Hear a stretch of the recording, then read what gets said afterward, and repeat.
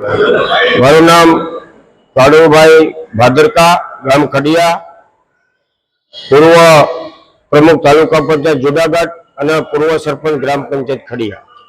આજે અમે નવ ડુંગરપુર જિલ્લા પંચાયત આમ આદમી પાર્ટીમાંથી ફોર્મ રજૂ કરવા સક્ષમ અધિકારી શ્રી પ્રાંત સાહેબની કચેરીમાં આવ્યા છીએ અને વિધિવત અમારું ફોર્મ પ્રાંત સાહેબને રજૂ કરી દીધેલ છે।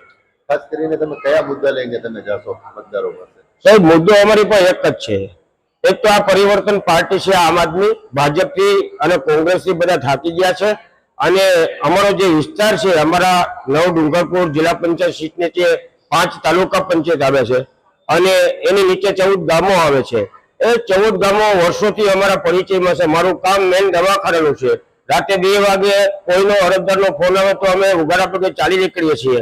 એની સાથે અમારી કામગીરી બોલે છે અને પરિવર્તન પાર્ટીમાં અમે જોડાણા છીએ।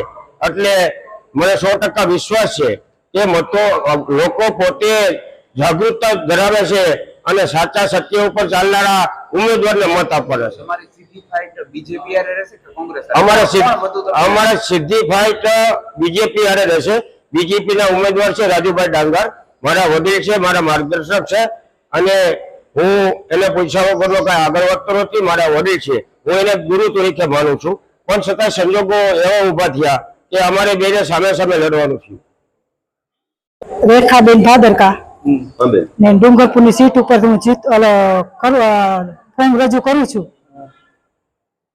આમ આદમી પાર્ટીમાં। ખાસ કરીને તમે લોકોના કેવા કામ કરશો? કામ તો સારા કરશું અમે, હા, કામ બધાને સારા કરશું અમે।